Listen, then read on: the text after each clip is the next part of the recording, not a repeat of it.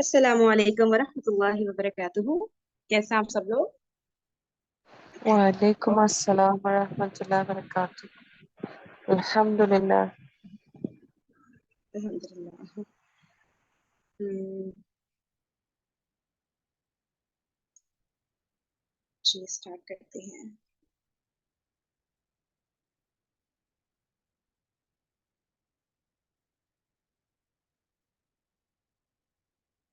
हम्म, जी। अच्छा, हम लोग पढ़ रहे थे ग़ज़वा बदर के बारे में। ठीक है। तो हमने अबू जहल के कत्ल तक पहुंचे थे। उसके बाद फिर हम लोग ये डिस्कस कर रहे थे कि रसूलुल्लाह सल्लल्लाहु अलैहि वसल्लम ने खास तौर पर बनु हिशाम के बारे में, अबुल बख्तरी के बारे में और बनु हिशाम और अबुल बख्तरी के बारे में स्पेशली जो है ये बताया था कि भाई इनको जो है इनको ना कत्ल करना है ना इनको कैदी बनाना है। और भी किसी के बारे में बताया था ना। तीसरा कौन थे? हाँ, हजरत अब्बास रज़ियल्लाहु अन्हु, इनके बारे में बताया था कि इनको ना कैदी बनाना है ना अच्छा कत्ल नहीं करना है स्पेशली। हाँ, ये बात की गई थी। फिर हम लोग डिस्कस कर रहे थे अबुल बख्तरी के बारे में कि जो है वो बहुत ही बेहतरीन शख्सियत थे। और वो उन्होंने रसूलुल्लाह सल्लल्लाहु अलैहि वसल्लम को कभी भी तकलीफ नहीं पहुंचाई थी। और बल्कि वो बाकी लोगों को रोक रहे होते थे कि रसूलुल्लाह सल्लल्लाहु अलैहि वसल्लम को कोई भी तकलीफ ना पहुंचाए मक्की दौर में। जब एक सेकंड, सॉरी, सब लोग प्लीज म्यूट रखिएगा अपने आप को भी थोड़ी देर के लिए। तो इसलिए जो है उनको मना किया था सब लोगों को कि जो है वो कत्ल नहीं करेंगे अबुल बख्तरी को। लेकिन फिर हुआ ये था कि अबुल बख्तरी और उनके एक फेलो उनके साथ जा रहे थे, तो हजरत मुज्जर बिन ज़ियाद बलवी रजी अल्लाह ताला अन्हु वो उनकी मुठभेड़ हुई उनसे। तो उन्होंने अबुल बख्तरी को कहा कि मुझे तो रसूलुल्लाह सल्लल्लाहु अलैहि वसल्लम की तरफ से हुक्म आया है कि मुझे आपको नहीं कत्ल करना है। तो फिर अबुल बख्तरी ने कहा कि और मेरे दोस्त के बारे में क्या ख्याल है, मेरे साथी के बारे में तो उन्होंने कहा कि नहीं, इनके बारे में तो हमें नहीं रोका गया है, तो हम उन्हें तो कत्ल करेंगे। तो इस पे फिर अबुल बख्तरी ने कहा तो फिर तो हम दोनों मिलके आपका मुकाबला करेंगे। और ऐसे नहीं हो सकता कि आप मुझे छोड़ दें और मेरे दोस्त मेरे साथी को कत्ल कर दें। तो फिर जब उनकी आपस में फाइट हुई तो फिर जो है अबुल बख्तरी को भी मजबूरन कत्ल करना पड़ गया हजरत मुज्जर रजी अल्लाह तआला अन्हु को। तो एक ये बात हुई थी। फिर ये हुआ था कि हजरत अब्दुर्रहमान बिन औफ रजी अल्लाह तआला अन्हु और उमैया बिन खल्फ, इन दोनों की आपस में बहुत दोस्ती थी जाहिलियत के दौर से ही। फिर जंग बदर के रोज जब लोगों ने जो है इनको घेर लिया, यानी कि उमैया बिन खल्फ को और जो उसका लड़का था अली, तो फिर जो है इन्होंने जो है इन दोनों ने रिक्वेस्ट की हजरत अब्दुर्रहमान बिन औफ रज़ी अल्लाह तआला अन्हु को कि वो उनको अपना कैदी बना ले ताकि उनको कत्ल ना किया जाए, उमैया बिन खल्फ और उनके बेटे को कत्ल ना किया जाए, इसलिए जो है वो कैदी बना के उन्हें सेव कर ले, उनको सिक्योर कर ले। तो हजरत अब्दुर्रहमान बिन औफ रज़ी अल्लाह तआला अन्हु तो वैसे ही उनके दोस्त थे, तो इसलिए उन्होंने जो है इस बात पे वो राजी हो गए थे कि ठीक है। लेकिन फिर जो है वहां पर हजरत बिलाल रजी अल्लाह तआला अन्हु जो है उनकी मुलाकात हुई। इस उमैया बिन खल्फ को देखा तो उनको सारी वो बातें याद आ गई जो टॉर्चर करता था उमैया बिन खल्फ हजरत बिलाल रजी अल्लाह तआला अन्हु के साथ, रजी अल्लाह तआला अन्हु के साथ। तो वो सारी बातें उनको याद आई और उन्होंने कहा कि इससे अच्छा तो कोई मौका नहीं हो सकता। तो फिर जो है उन्होंने सोचा कि अब तो मैं अटैक करूंगा। हजरत बिलाल रजी अल्लाह तआला अन्हु ने सोच लिया कि इस पर, उमैया बिन खल्फ पर। और फिर सब लोगों को वहां पे जमा किया कि देखो यही वो शख्स है जो कि मुझे इतना ज्यादा अजियत पहुंचाता था।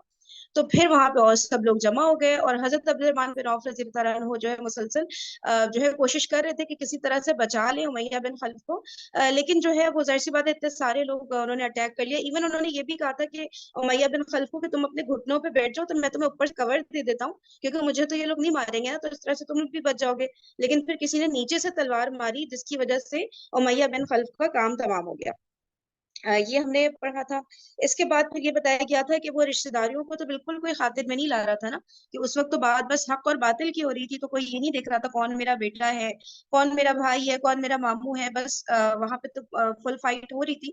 तो हजरत अब्दुर्रहमान सॉरी हजरत उमर बिन खत्ताब रजी अल्लाह तआला अन्हु का बताया गया कि उन्होंने अपने मामू को कत्ल किया था जंग बदर में। अच्छा, हजरत अबू बकर सिद्दीक रजी अल्लाह तआला अन्हु की भी अपने बेटे के साथ कन्फ्रंटेशन हुई थी।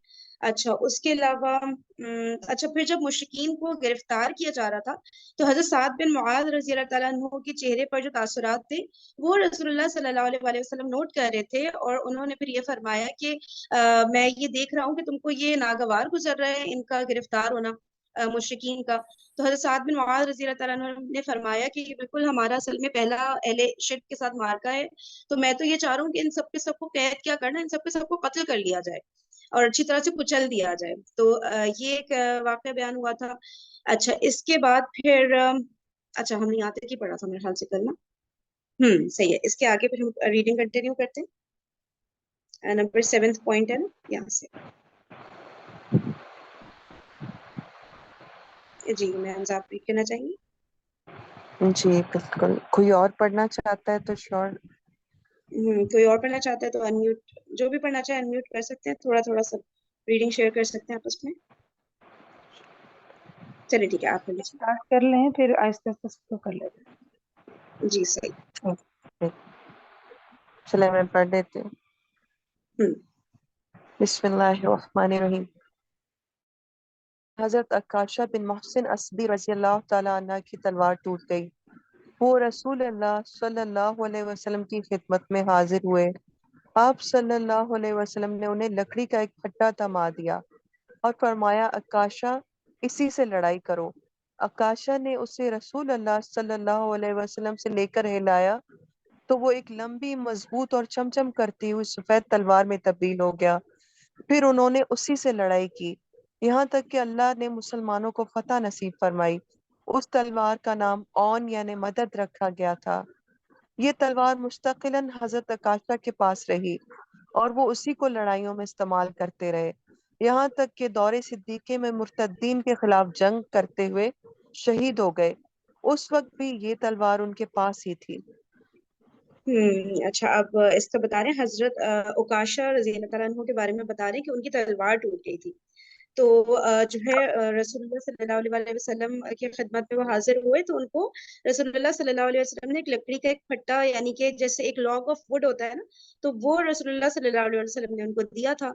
तो वो तो कहीं से भी दूर दूर तक कोई तलवार के करीब भी नहीं होता, एक लकड़ी का एक टुकड़ा क्या होता है। लेकिन फिर अल्लाह ताला ने अपने हुक्म से उस लॉग ऑफ वुड को एक सफेद चमचमाती हुई तेज धारी तलवार जिसे कहते हैं ना, उसमें कन्वर्ट कर दिया था। तो और फिर उसी से हजरत उकाशा रजी अल्लाह अन्हु ने लड़ाई की, यहाँ तक कि मुसलमानों को जंग बदर में फतह नसीब हो गई। और उस तलवार का नाम बता रहे हैं औन रख दिया गया था, यानी मदद। और फिर इससे ही आगे भी हजरत उकाशा रजी अल्लाह अन्हु जो है जंगों में लड़ाई करते थे। और फिर जो है दौरे सदीकी में मुर्तदीन के खिलाफ जो जंग हुई थी, उसमें फिर वो शहीद हुए थे। और ये तलवार उस वक्त भी उनके पास थी। अच्छा, और कोई चीज मैम तो मैंने मिस की अगर तो आप बताइएगा। हम्म चलें आगे। I don't think so. ठीक है, कंटिन्यू करते हैं आगे, नंबर 8।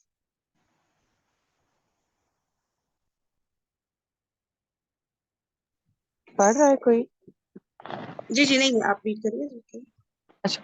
खात्मा जंग के बाद हजरत मुसब बिन उमैर अबदरी रज़ी अल्लाह ताला अन्हा ने अपने भाई अबू अजीज बिन उमैर अबदरी के पास से गुजरे।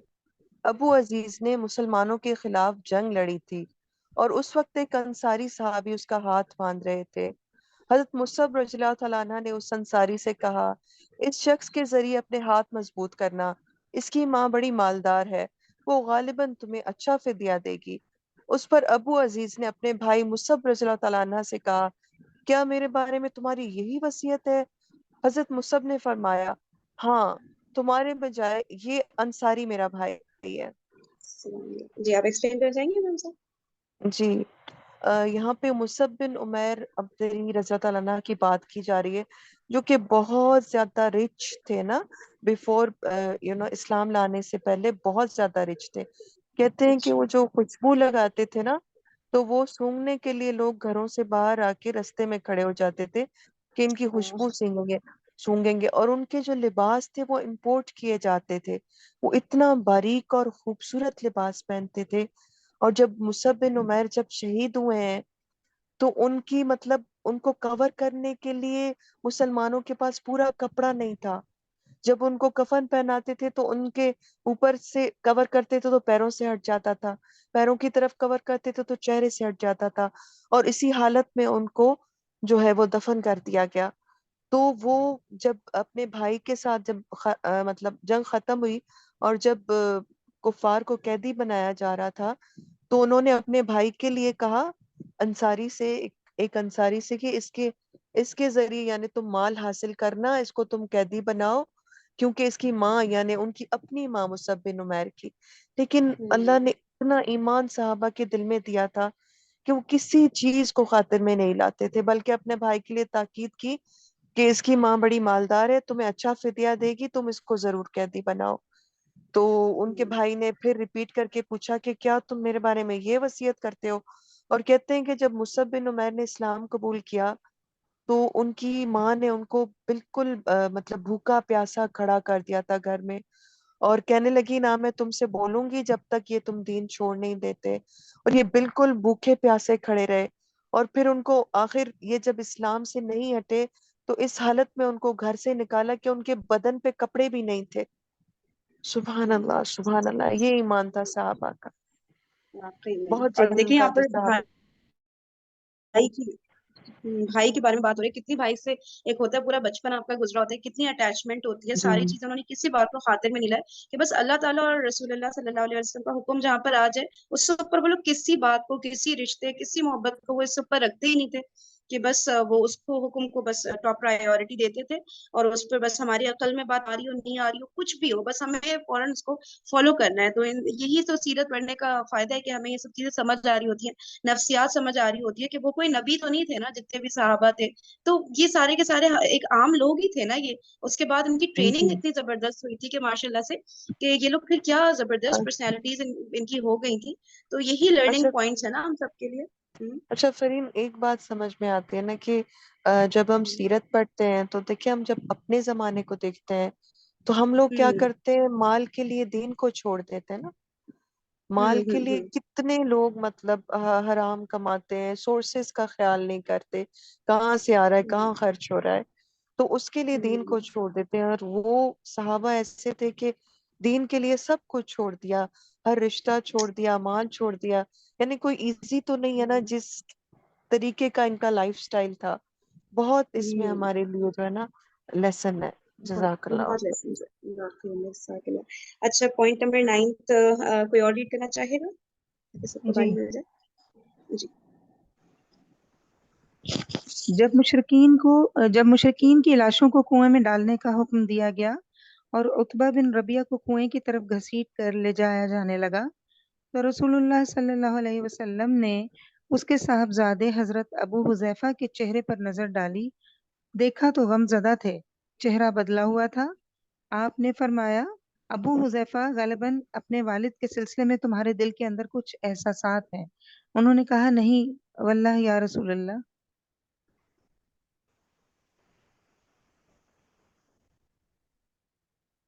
میرے اندر اپنے باپ کے بارے میں اور ان کے قتل کے بارے میں ذرا بھی لرزش نہیں، البتہ میں اپنے باپ کے متعلق جانتا تھا کہ ان میں سوجھ بوجھ ہے، دور اندیشی اور فضل و کمال ہے، اس لیے میں آس لگائے بیٹھا تھا کہ یہ خوبیاں انہیں اسلام تک پہنچا دیں گی، لیکن اب ان کا انجام دیکھ کر اور اپنی توقع کے خلاف کفر پر ان کا خاتمہ دیکھ کر مجھے افسوس ہے۔ اس پر رسول اللہ صلی اللہ علیہ وسلم نے حضرت ابو حذیفہ کے حق میں دعائے خیر فرمائی اور ان سے بھلی بات کی۔ سبحان اللہ۔ اچھا اب اس میں بتا رہے ہیں کہ جب کنویں میں وہاں پر ایک کنواں سا بنا دیا گیا تھا کہ جس میں، کیونکہ دیکھیے جو جتنے بھی قتل ہوا تھا جتنے بھی کفار کا، تو مسلمانوں کی تو ٹریننگ اس طرح کی نہیں ہے نا کہ بھئی جہاں قتل ہوئے وہاں پڑا چھوڑ دو، چیل کھاوے کھائیں جو بھی ہو، ہمیں کیا فرق پڑتا ہے۔ تو اس طرح سے مسلمان تو مطلب اپنے دشمنوں کے ساتھ بھی ایک جو حسن سلوک ہوتا ہے وہ تو برقرار رکھتے ہیں نا، دشمنی اپنی جگہ، لیکن یہ والی کوئی بات تو نہیں ہے نا کہ ایک دم جیسے میدان جنگ بدر کے میدان میں پڑے ہوئے ویسے ہی چھوڑ کے چلے جو، اس طرح نہیں، باقاعدہ ان کو ایک کنویں کے اندر سب کو جو ہے ڈالا گیا تھا جتنی بھی یہ لاشیں تھی نا۔ تو اس میں بتا رہے ہیں کہ حضرت ابو حذیفہ رضی اللہ تعالیٰ عنہ کے جو والد تھا یہ عتبہ بن ربیعہ، تو اس کو جب کنویں میں ڈالا جا رہا تھا تو ظاہر ہے حضرت ابو حذیفہ رضی اللہ تعالیٰ عنہ، اب سوچے کسی شخص کے والد کو قتل کر دیا گیا ہو اور سامنے ہی کنویں میں دفنایا جا رہا ہو تو کیا گزر رہی ہوگی نا اس شخص کے مطلب کے دل پر۔ تو رسول اللہ صلی اللہ علیہ وسلم نے جب ان کو غمزدہ دیکھا حضرت ابو حذیفہ رضی اللہ عنہ کو، تو پھر ان سے یعنی دریافت فرمایا کہ تمہارے دل میں کوئی اس وقت احساسات ہیں کچھ؟ تو انہوں نے کہا کہ یا رسول اللہ صلی اللہ علیہ وسلم، انہوں نے کہا کہ میرے اندر اپنے باپ کے بارے میں اور ان کے قتل کے بارے میں ذرا بھی لرزش نہیں ہے، البتہ میں اپنے باپ کے متعلق جانتا تھا۔ اب دیکھیں یہ بہت امپورٹنٹ لائنز ہیں کہ وہ اپنے باپ کے بارے میں جانتے تھے کہ ان میں سوجھ بوجھ ہے، ٹھیک ہے نا، یعنی کہ سمجھ بوجھ رکھنے والے اچھے سمجھدار انسان ہیں، اور دور اندیشی ہے، ٹھیک ہے, اور فضل و کمال ہے. مطلب ایک شخص جس کے اندر یہ ساری کوالٹیز ہوں, صرف امیجن کریں کتنا سمجھدار ایک شخص ہوگا, سوجھ بوجھ ہے, دور اندیشی ہے, فضل و کمال ہے, پھر بھی ایک شخص حق تک نہیں پہنچ پا رہا. تو سوچنے کی بات ہے نا, کیوں نہیں پہنچ پا رہا؟ یعنی کہ کوئی ضد ہوگی, ہر دھرمی ہوگی, یا وہی والی باتیں, نہیں میں نے تو اپنے باپ دادا کا مذہب نہیں چھوڑنا ہے, میرے باپ دادا کیسے غلط ہو سکتے ہیں, کچھ اس طرح کے پوائنٹس ہوں گے نا ڈیفینیٹلی, جس پہ وہ شخص اڑا ہوا تھا کہ نہیں میں نے اسلام نہیں قبول کرنا ہے. جتنی بھی سچائی دکھ جائے, جتنی بھی نشانیاں دکھ جائیں, کیا کچھ نہیں دکھایا حضور پاک صلی اللہ علیہ وسلم نے, لیکن وہ اتنے سالوں میں, کتنے سال ہو گئے تھے اس وقت دعوت کو, تقریباً 13 سال سے بھی اوپر ہو گئے تھے نا, لیکن اس شخص کو بس سمجھ نہیں آ رہی تھی. تو جو ہے یہ کہہ رہے ہیں حضرت ابو حذیفہ رضی اللہ تعالیٰ عنہ کہ میں تو سمجھتا تھا وہ اتنے زیادہ سوجھ بوجھ کے مالک ہیں, تو ایک نہ ایک دن آئے گا کہ جب وہ اسلام قبول کر لیں گے. تو اس پہ ان کو بہت حیرت ہو رہی تھی کہ مطلب وہ قتل بھی ہو گئے, اتنا ٹائم گزر گیا, اور اس پر انہوں نے پھر بھی ان کا خاتمہ جو ہے کفر پر ہوا. تو بس وہ کہتے ہیں مجھے اس بات کی حیرانگی ہے. تو اس پر جو ہے حضرت ابو حذیفہ رضی اللہ تعالیٰ عنہ کے حق میں دعائے خیر فرمائے رسول اللہ صلی اللہ علیہ وسلم نے, کہ ابھی بھی ان کو مطلب حق کی بات بالکل کلیئر, ڈیفینیشن حق کی جو تھی انہیں کلیئر تھی, اور کوئی لرزش نہیں تھی ان کے دل میں نا کہ ان کے باپ قتل ہو گئے. کیونکہ ظاہر سی بات ہے, اصل چیز رشتوں سے بڑھ کر تو حق اور باطل کے بیچ میں فرق کرنا ہے نا. تو اور کوئی کچھ یہاں پہ ایڈ کرنا چاہے گا یا بہتر طریقے سے ایکسپلین کرنا چاہے I God? wanted to say چلے one thing جی جی جی کہ مطلب یہ جو افسوس ہوا ان کی فادر کی ڈیتھ پہ کہ انہیں اسلام نہیں ملا, تو ہم آج کل بھی دیکھتے ہیں کہ جو ریورٹس ہوتے ہیں, مطلب وہ بڑے بڑے بہت مسلمان, اچھے مسلمان, بہترین مسلمان بنتے ہیں, لیکن ان کے دل میں اتنی تکلیف ہوتی ہے اپنے پیرنٹس کے لیے کہ یہ مسلمان نہیں ہوئے. Even I was listening to Hamza's autism, تو ان کی بھی یہی تھا. اور ایک پیس ٹی وی پہ آ رہا تھا, تو وہ ایک بتا رہا تھا کہ آڈینس میں سے ڈاکٹر ذاکر نائک کو کہ میں نے 30 سال اپنے پیرنٹس پہ کام کیا, 30 سال میں ان کے ایمان پہ مسلمان کرنے کے لیے ان کو محنت کرتا رہا, 30 سال کے بعد مسلمان ہوئے میرے پیرنٹس. اینڈ دین آئی سو عبد الرحیم, جو شیخ عبد الرحیم ہے, عبد الرحیم گرین, ان کے بھی فادر الحمدللہ مسلمان ہوئے کافی سالوں کے بعد, آئی تھنک 10 ایئرس کے بعد, ان کے اسلام لانے کے 10 ایئرس کے بعد.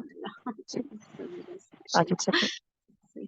اچھا آگے اب جو ہے 6:05 ہو چکے ہیں. یہاں پہ ہم نے اپنا یہ ڈیسائیڈ کیا نا کہ جب تک رمضان ہے تب تک انشاءاللہ ہم لوگ آخری عشرے کی امپورٹینس اور قیام اللیل, شب قدر, اعتکاف اور جتنی بھی یہ سب چیزیں ریلیٹڈ ہے لاسٹ عشرے سے ریلیٹ اسپیسیفکلی, تو ان پہ ہم کچھ ویڈیوز علماء کرام کے شیئر کریں گے, اور اس کے بعد اگر ویڈیوز کے بعد تھوڑا سا ٹائم مل جاتا ہے ہمیں تو تھوڑا ڈسکشن کر لیں گے, ٹھیک ہے نا, تاکہ ہمیں وہ سب چیزیں ریفریش ہو جائیں ذہن میں. تو میں پھر اب ویڈیو شیئر کر دیتی ہوں. اچھا آج کا ٹاپک میں بتا دوں جب تک میں ویڈیو شیئر کر رہی ہوں. آج کا ٹاپک ہے کہ ہم لوگ جیسے نیند ہوتی ہے نا, نیند کتنی ضروری ہے, کیونکہ کچھ مسکنسیپشنس ہیں ہمارے اندر, اور کچھ چیزیں بچپن سے بٹھائی جا چکی ہیں سائنس کی ریسرچ پہ بیسڈ اور اس طرح کی ڈفرینٹ چیزوں پہ بیسڈ. تو ہمیں جو ہے وہ ایگزیکٹلی نیند کتنی ضرورت ہے ہر انسان کو نا, تو اس کے اوپر تھوڑا یہ بڑا زبردست سا بیان تھا مفتی طارق یوسف کا. فریم جی جی فریم ایک بات میں کہوں گی کہ نیند پہ آپ نے بات کی, تو جیسے ہمارے ٹیچر کہتی تھی کہ اس طرح اور اس طرح نا, میں رات کو مطلب رمضان شریف میں ہارڈلی سوتی تھی, تو 10 نائٹس تو سونا ہی نہیں ہوتا. تو شی سیڈ کہ نہیں, رات تو نیند کے لیے نا تھوڑا سونا چاہیے تاکہ انسان فریش ہو. جب رات کو بالکل نہیں سوئے انسان, اور اسپیشلی شروع والی راتوں میں بھی اگر آپ نہیں سوتے تو سارا دن سستی سستی آپ کو رہتی ہے. تو رات میں تھوڑا سا آئی تھنک تراویح کے بیچ میں اور تہجد کے بیچ میں بریک ضرور دیں, اور آدھے گھنٹے کے لیے سو جائیں, اٹس ویری ہیلپ فل. جزاک اللہ خیر. اور بالکل یہ ہمیں رسول پاک صلی اللہ علیہ وسلم کی لائف سے بھی دکھتا ہے کہ وہ بھی پوری رات جاگ کے نہیں عبادت کرتے تھے, رات کا کچھ حصہ سوتے ضرور تھے نا. تو دیکھیے ان جی, کی ساری فجر سے چیزیں اب پہلے سائنس بھی نیپ کر رہی لیتے تھے. ہوتی ہیں. جی فجر سے جسٹ پہلے نا چھوٹا سا نیپ بھی ضرور لیتے تھے, بالکل بالکل, تھوڑا سا وہ مطلب بہت تہجد فریش کے کر بعد. دیتا ہے. ٹرین جی کرنا پڑتا ہے ظاہر اپنی باڈی کو, ہر چیز ایک دم نہیں ہو جاتی, لیکن انسان ٹرین کرتا رہے تو پھر بہت زیادہ فائدے مند ہو جاتا ہے نا. ٹائم تو لگتا ہے لیکن ہمت نہیں ہارے. چلے ہم ویڈیو پلے کرتے ہیں, ٹھیک ہے. جی.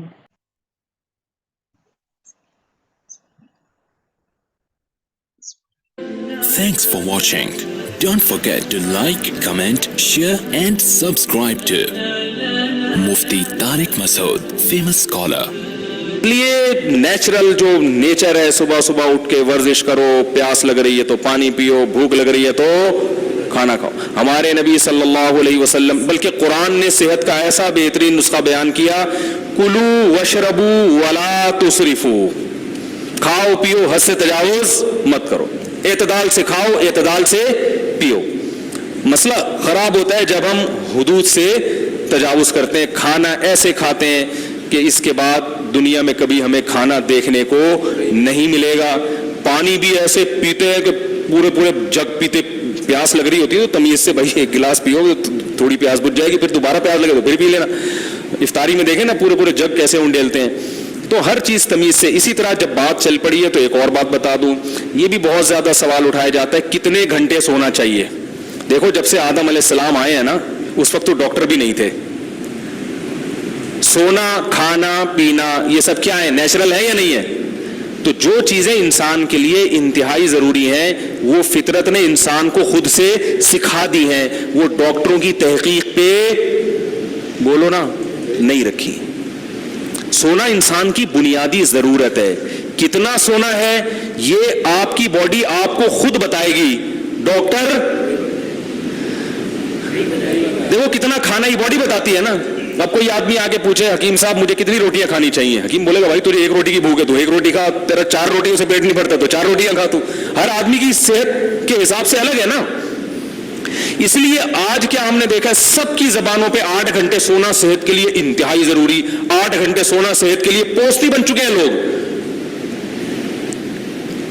پوری قوم تمیز سے سو رہی ہے, حالانکہ 8 گھنٹے بہت ہے, بالکل ضروری نہیں ہے 8 گھنٹے صحت کے لیے. تجربہ کر کے دیکھ لیں آپ کی نیند کتنی ہونی چاہیے. جتنی نیند کے بعد آپ فریش ہو جائیں وہ نیند آپ کی صحت کے لیے ضروری. تجربہ کر کے دیکھیں, رات کو 4 گھنٹے تسلی سے سوئیں اور اٹھیں, اس وقت تو تھکاوٹ ہوگی, اٹھ کے جب وضو وغیرہ کر کے مسجد میں آئے آپ بالکل فریش ہو چکے ہوگے. یہ اس کی علامت ہے کہ آپ کے لیے کتنے گھنٹے ضروری تھی رات کی نیند, 4 گھنٹے. اگر آپ فریش نہیں ہو تو آپ بڑھا دو اگلے دن ٹائم, سمجھ رہے ہیں. اور اگر آپ 4 گھنٹے فریش ہیں, آپ 3 گھنٹے سو کے دیکھیں, 3 گھنٹے کے بعد بھی فریش ہو رہے, اس کا مطلب آپ کے لیے رات صرف 3 گھنٹے کی نیند بھی کافی تھی. ہر ایک کی باڈی, ہر ایک کی خوراک, ہر ایک کی عمر, اس کے لحاظ سے سونے کا معیار مختلف. ہر ایک کا کھانا جیسے دوسرے سے مختلف ہے نا, تو ہر ایک کا سونا بھی دوسرے سے مختلف.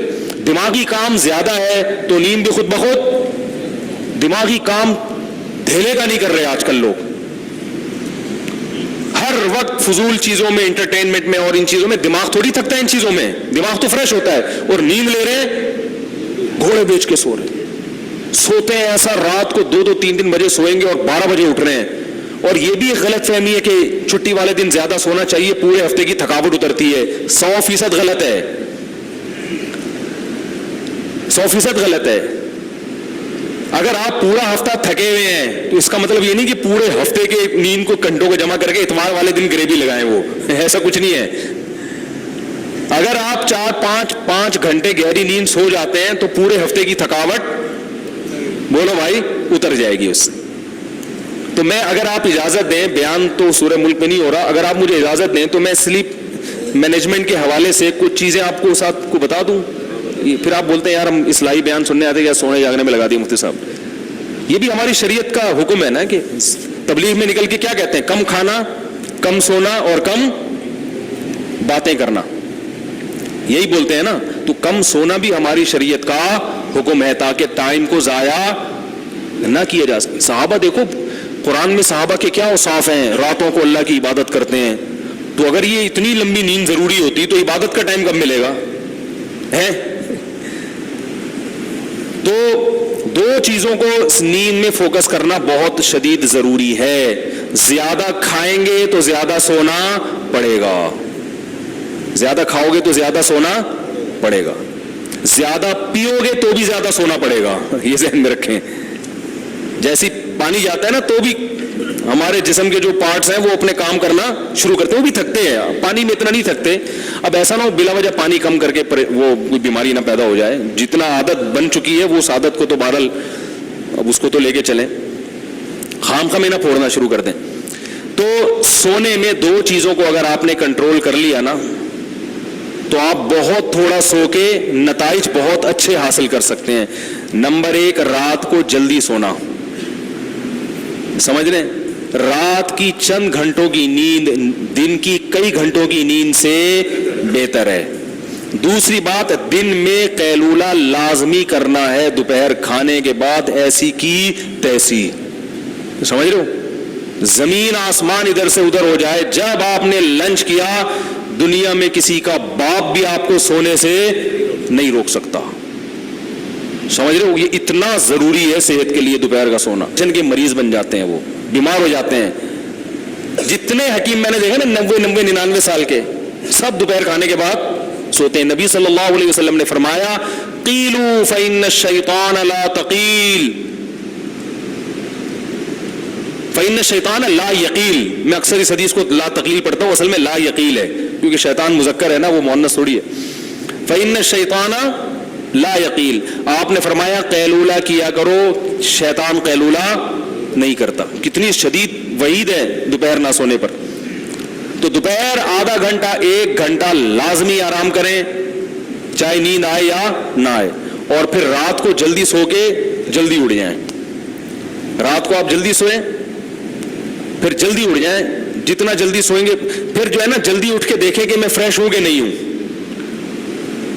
اگر آپ فریش ہیں تو اگلے دن تھوڑی نیند اور کم کریں کہ یار ہو سکتا ہے اس سے کم میں فریش ہو جاؤں میں. 5 گھنٹے سو کے آپ کو محسوس ہوا میں فریش ہوں, تو اگلے دن 4 گھنٹے کر دیں. ہو سکتا ہے 4 کبھی بھی فریش ہوں. آپ خام خام سوتو خان بنے ہوئے ہیں اور آپ کو لیے 3-4 گھنٹے کی نیند کافی ہو. بعض لوگوں کی صحت اچھی ہوتی ہے, ان کو 3-4 گھنٹے کی نیند بہت ہوتی ہے ان کے لیے. تو ایسے نیند کو آہستہ آہستہ کم کرتے ایک مقام ایسا آئے گا, آپ کو پتا چل جائے گا بھائی بلا وجہ میں 6-8 گھنٹے سو رہا تھا, میں تو اتنی سی دیر سو کے بھی کیا ہو جاتا ہوں, فریش ہو جاتا ہوں. سمجھ میں آ رہی ہے کہ نہیں آ رہی؟ اور پھر یہ 2 ٹائم تو لازمی کرنا ہے. تیسرا ٹائم گریوی والا.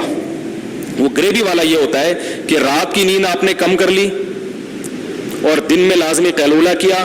اس کے بعد اگر آپ کو دن میں کوئی ایسا ٹائم آتا ہے کہ نیند کا بہت غلبہ ہونے لگتا ہے آپ کے, بعض دفعہ ایسا ہوتا ہے, تو کہیں بھی دیوار پہ سر رکھ کے تھوڑی دیر کے لیے سو جائیں. وہ 10-5 منٹ کی جو گریوی ہوگی وہ آپ کو ایسا فریش کر دے گی کہ ہٹو بچوں.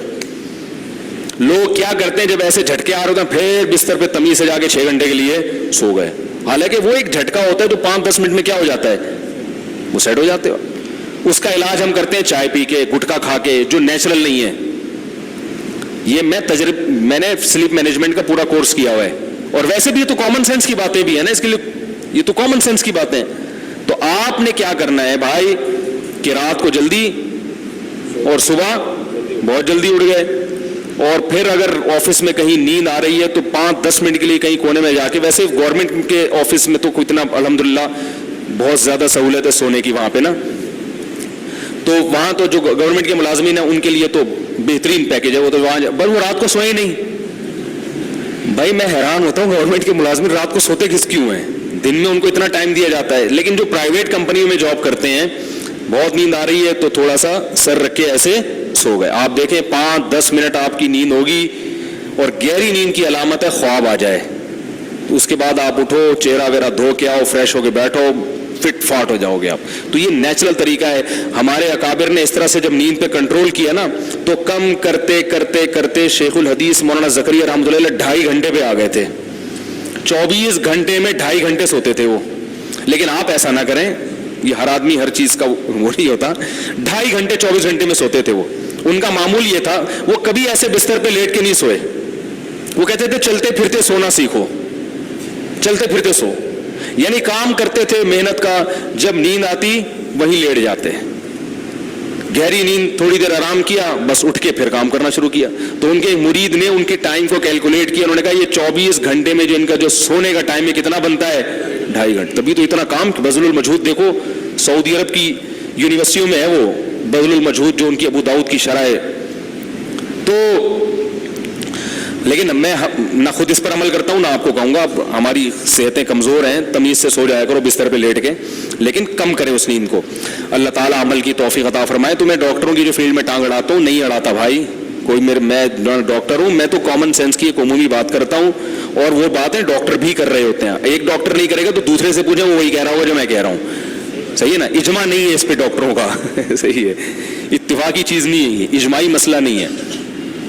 تو اب دیکھو پہلے ڈاکٹر کہتے تھے نا, بہت ساری چیزوں کا کہتے تھے, اب اس سے رجوع کر لیا. چینی کو کتنا کھلا کے پوری قوم کو چینی کا عادی بنا دیا, اب خود کہہ رہے ہیں وائٹ پوائزن ہے چینی میں, کیمیکل ڈالے جا رہے ہیں, ٹھیک ہے نا, اس میں پتہ نہیں کیا کیا ڈالا جا رہا ہے.